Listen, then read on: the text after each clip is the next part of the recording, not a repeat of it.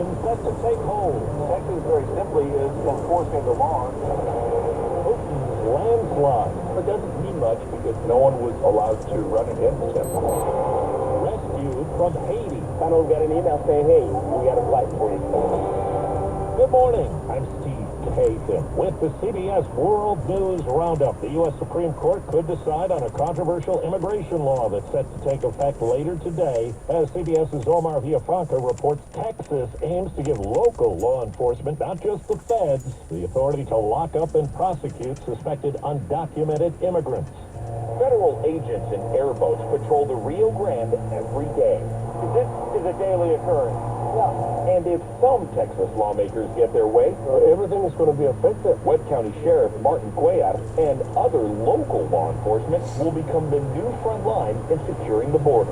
Do you feel that law enforcement was consulted enough? I don't think so. The law is SB4. It would allow Texas Sheriff and Police Departments to arrest, jail, and prosecute migrants for illegally entering the U.S. if they didn't come in through an official port of entry. The measure also gives state judges the power to order migrants back over the border to avoid prosecution. Texas Governor Greg Abbott said this about his law. We're not imposing a Texas border policy. Texas, very simply, is enforcing the laws that are the policy of the United States Congress. If it does go into effect, Laredo Mayor Victor Penavino worries it could lead to racial profiling and burden his police force. We're short-staffed. Now, if you add another burden or another situation where they have to act, that would be totally dysfunctional. In the race for the White House, CBS's Ed O'Keefe tells us this morning Donald Trump's former vice president went on Face the Nation to put more distance between the two. I won't be endorsing Donald Trump this year. A forceful review. Donald Trump's one-time vice president, Mike Pence. I won't endorse Donald Trump this year because I see him departing from the mainstream conservative agenda. Beyond policies, the two have clashed over the January 6th attack on the U.S. Capitol.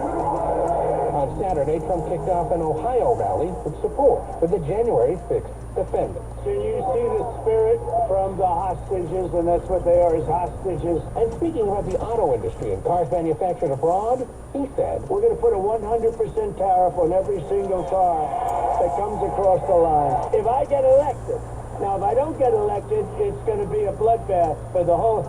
That's going to be the least of it. It's going to be a bloodbath. The Biden campaign criticized Trump's use of the word bloodbath, saying he was doubling down on threats of political violence. In Russia, no surprise who won the presidential election. Here's CBS's Elizabeth Palmer. Vladimir Putin used his victory speech to warn the U.S. and the West that he is going to win the war in Ukraine. No matter who wants to intimidate us or suppress us, he said they have never succeeded, and they will not succeed, ever. With a solid economy in spite of sanctions and his military making gains in Ukraine, Vladimir Putin convinced a majority of Russians he was the strongman they needed, says Thomas Graham, distinguished fellow at the Council on Foreign Relations. The elections have demonstrated once again that he's the master of the political situation. And it's not so much that 87% vote for him that's important, it's the turnout, which was nearly three-quarters. Now to the Middle East, correspondent Chris Livesey has the latest on the war in Gaza. This morning, in an ongoing operation, Israel says it's captured more than 80 fighters at Gaza's Al-Shifa hospital. Sources on the ground tell CBS News 30,000 displaced people are currently sheltering at the hospital complex, plus dozens of patients and medical teams. A U.S. flight landed in Miami yesterday, packed with Americans who got out of Haiti, where gang violence and political uncertainty have left the nation reeling. It makes it emotional. Good to be back here on the safe having the family, but I also need to think about getting people back home. The State Department says it's looking at other options to get more U.S. citizens out of Haiti. 4 minutes after the hour. Well, that's today's news. Today's news. I didn't hear any good news, did you? I didn't think so. I guess it's all about perspective. The glass is half full.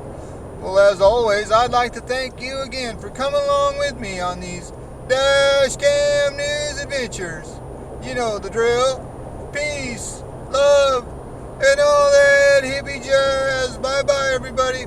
It's 55 degrees in Oakland, California.